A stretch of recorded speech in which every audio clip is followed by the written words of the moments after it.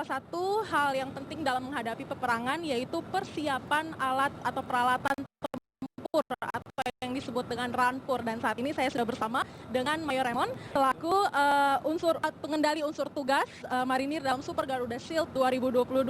Selamat siang Mayor.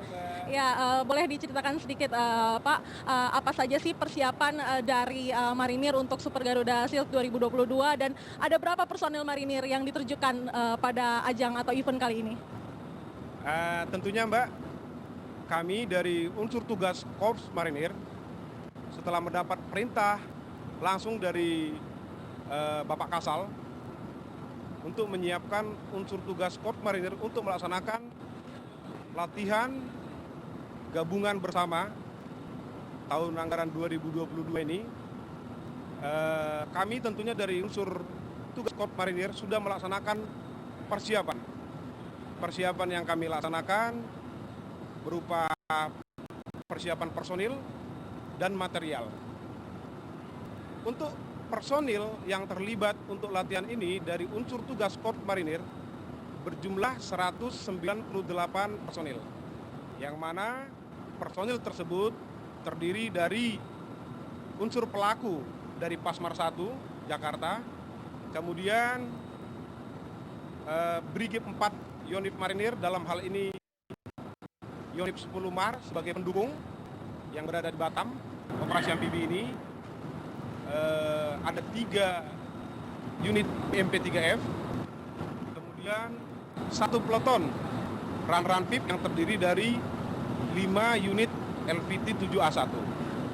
Ada juga pelibatan 10 perahu karet yang nantinya akan digunakan oleh 1 detasemen intai amfibi 1 Korps Marinir yang akan bergabung dengan 1 peleton US Recon dari US Marine.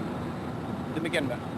Ini berarti ada 198 personel marinir ya untuk Super Garuda Shield. Nah Pak, kalau kita lihat nih di KRI Makassar saat ini ada 8 tank kalau nggak salah ya, saya lihat dari tadi nih. Ya. Nah ini boleh dijelaskan ini jenisnya apa aja dan fungsi-fungsinya tuh apa aja sih Pak? Oke. Jadi keterlibatan satu seksi tank yang tadi 3 unit itu akan berperan sebagai gelombang 1 pendaratan. Nanti pada saat pelaksanaan latihan, dia akan melaksanakan bantuan tembakan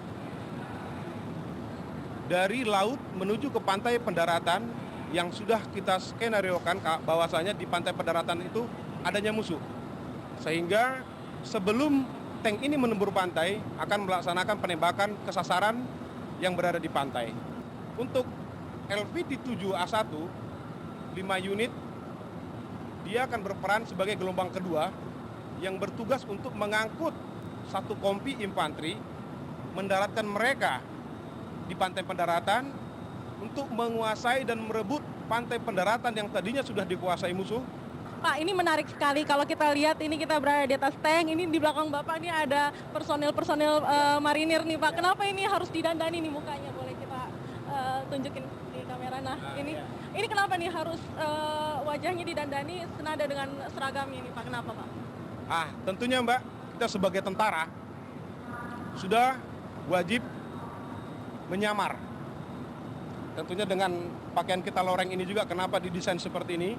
Karena tujuannya pada saat perang sebenarnya ini membuat siluet kita mengurangi pandangan dari musuh. Ditambah lagi kita menyamar. Jadi tujuannya adalah untuk mengurangi sudut pandang musuh, sudut bidik musuh. Apa sih yang membedakan latihan operasi amfibi pada Super Garuda Shield 2022 dengan latihan-latihan atau operasi-operasi lainnya nih Pak? Oke, baik Mbak. Pada dasarnya tidak ada perbedaan yang signifikan ya, karena operasi amfibi yang kita laksanakan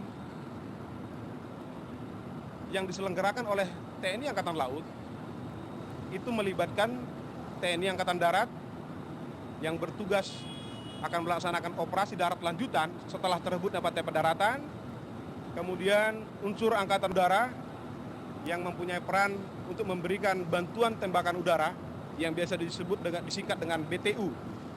Kemudian kita sendiri unsur Angkatan Laut.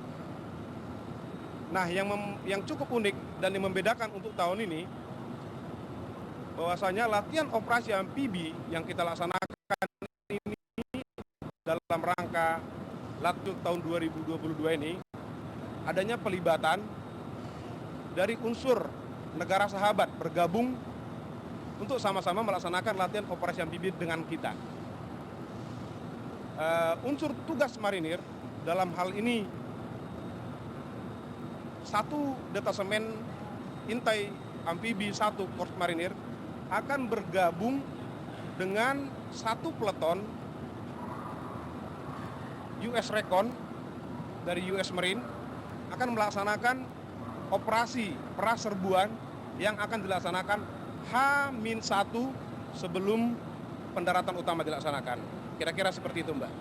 Terima kasih Mas Raymond atas informasinya, sangat lengkap sekali. Dan memang nanti operasi pendaratan amfibi ini akan dilaksanakan di Dabo Singkep, melibatkan TNI dan juga militer dari Amerika Serikat dan beberapa negara sahabat. Kita harapkan dengan ajang Super Garuda Shield 2022 ini dapat memberikan manfaat bagi militer, baik dari negara Indonesia sendiri maupun dengan negara-negara sahabat lainnya. Tika Beremau, Andika Surahmanto, Perairan Provinsi Kepulauan Riau.